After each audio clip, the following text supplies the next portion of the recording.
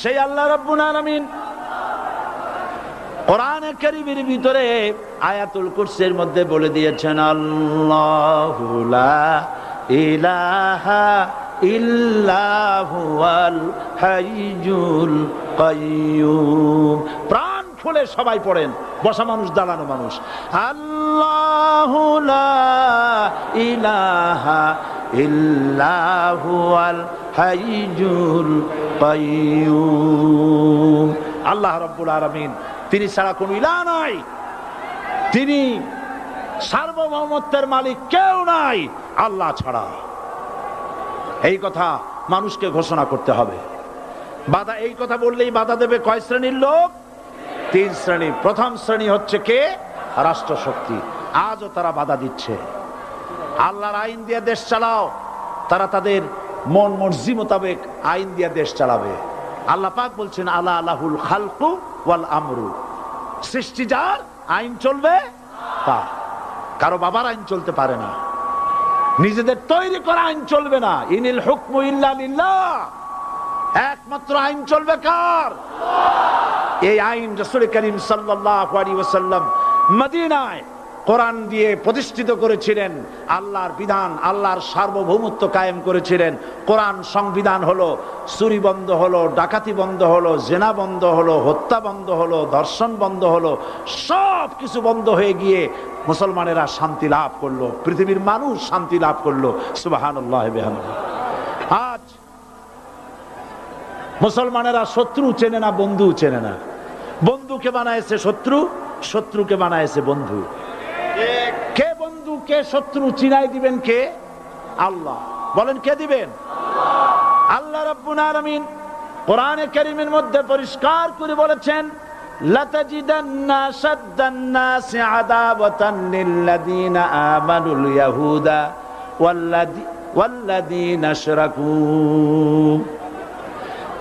আল্লাহ পাক বলছেন, হে রাসূল, মানুষের ভিতরে 2টা শ্রেণী মুমিনদের জন্য সবথেকে জঘন্য দুশমন। কয়টা শ্রেণী?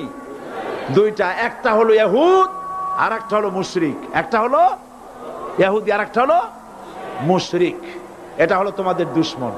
আর আজ আমাদের দেশে, পৃথিবীর বিভিন্ন দেশে মুসলমানেরা মুশরিকদের সঙ্গে সম্প্রীতি বাড়াচ্ছে, মুসলমানদের সাথে শত্রুতা বাড়াচ্ছে।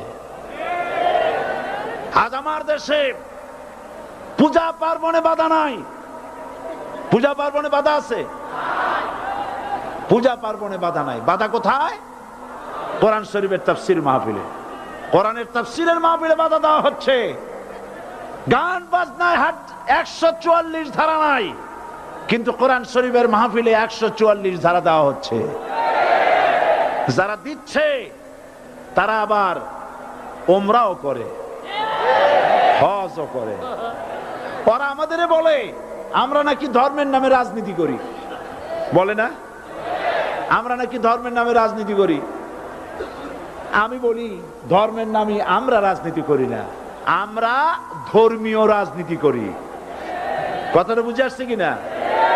ধর্মের নামে রাজনীতি তো সেই ব্যক্তি করে 1996 সনের নির্বাচনের আগে যিনি মাথায় পট্টি বেঁধেছিলেন, যিনি শপথ গ্রহণের সময় হাতে তসবিহ পড়েছিলেন।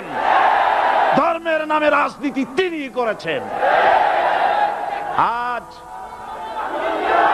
অনেকগুলি ডিগ্রি পেয়েছেন তিনি, অনেকগুলি ডিগ্রি পেয়েছেন। কয়টা? মুখস্থ হয়ে গেছে আপনাদের। শকুনেরা, শকুন যদি গরুর গোশত কিনে খাওয়া লাগতো, 80 টাকা কেজি দরে শকুনে এত গোশত কিনা খাইতে পারতো না। লেখাপড়া করে যদি ডিগ্রি নেওয়া লাগতো, এত ডিগ্রি কপালে জুটতো না। পয়সা দিয়া ম্যানেজ করা ডিগ্রি, কিন্তু 9টা নিলে কি হবে? আসল ডিগ্রিটা এখনো বাকি আছে। আসল ডিগ্রি কোনটা? নির্বাচনের আগে পট্টি বেঁধে তসবিহ নিয়ে গোটা জাতিকে যে সফলভাবে প্রতারণা করতে আপনি পেরেছিলেন, মহা প্রতারক হিসেবে সেই ডিগ্রি আগামী নির্বাচনের মোক্ষম সময় জনগণ আপনার গলায় পরায় দেবে।